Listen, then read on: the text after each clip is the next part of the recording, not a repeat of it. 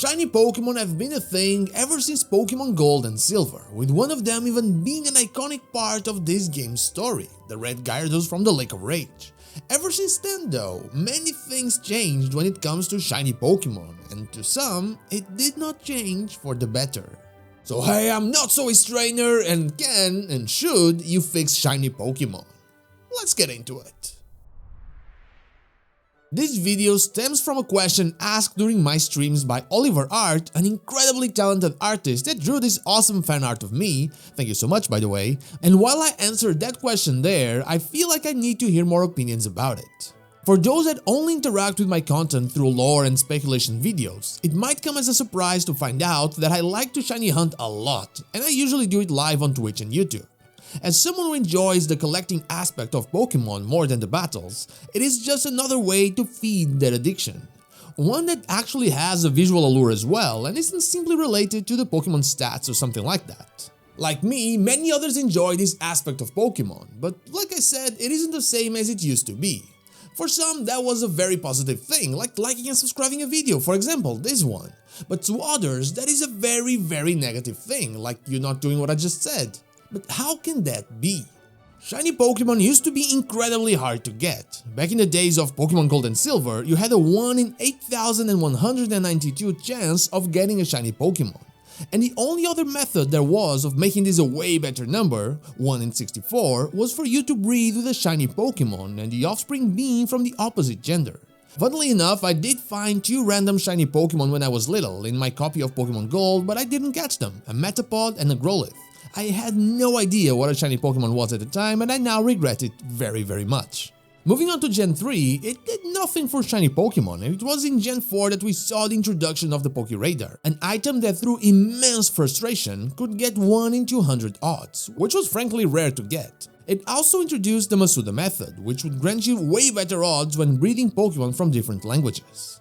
In Gen 5, there was introduction of the Shiny Charm, an item that still exists to this day and that grants you even better odds on your overall hunts. Gen 6 was when the purists really started getting angry. We went from 1 in 8,192 to 1 in 4,096. They doubled our odds. This was the first time that I actually felt like shiny hunting and got my first hunted shinies through chain fishing.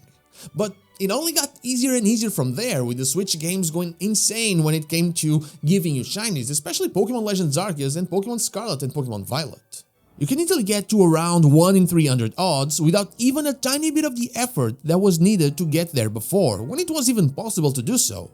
Sword and Shield, since it didn't have shiny Pokémon in the overworld, still poses a little more of a challenge to those who seek one, though it also offers easier options for legendary Pokémon with the Dynamax adventures.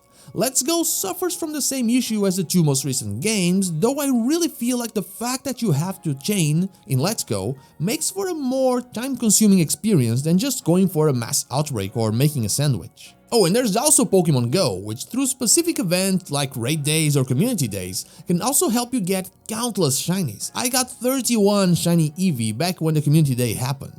So here is where you find a little bit of discord. You have people like myself who just want their shiny Pokemon. I want it for my living decks, I want it for my team, I want it because I like the overall Pokemon. It doesn't matter if it is hard or easy to get, I simply want it. But then there are people that feel like their hard to get shinies have been devalued by easy to get shinies. They feel like shiny hunting has been ruined. I don't think it has. Last year I hunted a shiny Ho-Oh in Pokemon Heart Gold, and I valued that Pokemon a lot. It is one of my favorite shinies of one of my favorite Pokemon, and it took me forever to get it. Every night I would hunt a little bit before sleep until one day it simply happened. Now there are countless people with shiny Ho-Oh, even myself. I had it from Pokemon Go and from the Dynamax adventures, and like me, many others do. It doesn't devalue my shiny because the value of the shiny is something that I give to it. So I always felt like this argument isn't that relevant. As long as you value your shiny, then that shiny has value. Pokemon are not a currency, so their value is not in the table or something. As long as you care for it, then it matters. And correct me if I'm wrong, but you can still mostly do full shiny odd hunts, right? At least very close to it in most games, so the challenge is kinda still there. But what if you really feel like there should be something that was different, something that made a shiny Pokemon special? Well, maybe I have something for you. The answer to that was what made this whole video happen, like I said.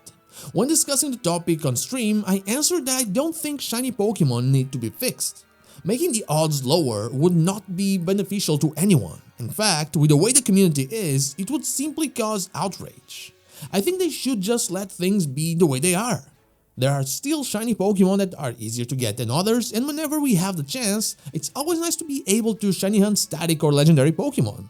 Let's Go still had the legendaries for this, Sword and Shield had the Regis, which were full odds, and the Swords of Justice. You could go for static Alpha Pokemon in Legends Arceus, and you can even try to go for the static Terra Pokemon in Scarlet and Violet. Like I said, some modern hunts are still a challenge, so I don't think shiny Pokemon need fixing. But if we want to create something new with those Pokemon, I think the best option is not to add a new feature per se, but evolve one we already have, and those, like me and Oliver agreed, are the marks. Marks were introduced in Pokémon Sword and Shield and are also present in Pokémon Scarlet and Pokémon Violet.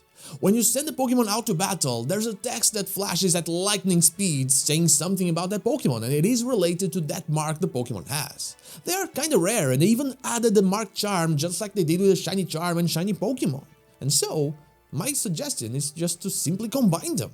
In Pokemon Sword and Shield, we saw Square and Star shinies, so shiny variants.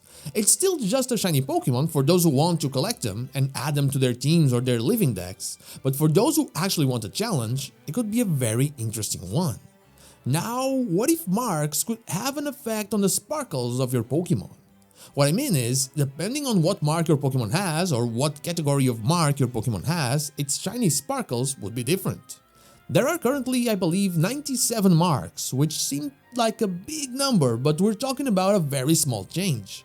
For example, the Pokemon could simply have the mark icon as the sparkles. If you had a Magikarp with a fishing mark, for example, when it came out to battle, the sparkles would look like glowing fishing rods. This would make that Magikarp truly something rare.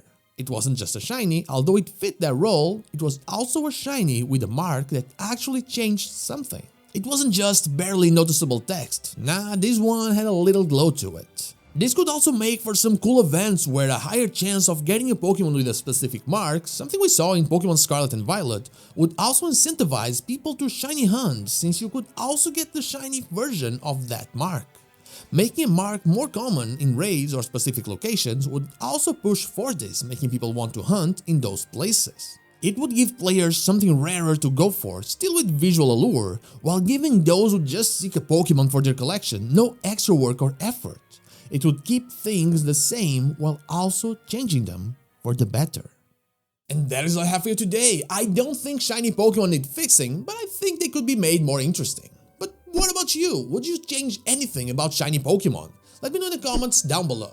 And now, like the video if you like it, dislike if you don't, and don't forget to subscribe to the channel for more Pokemon content and also ring the bell so you know when the next video is out. You can also become a channel member or check out my merch in order to further support the channel. I'd be forever thankful for that. You can follow me on social media or check out one of my streams here and on Twitch. All the links are in the description. Thank you so much for watching, and I'll see you all on the next one.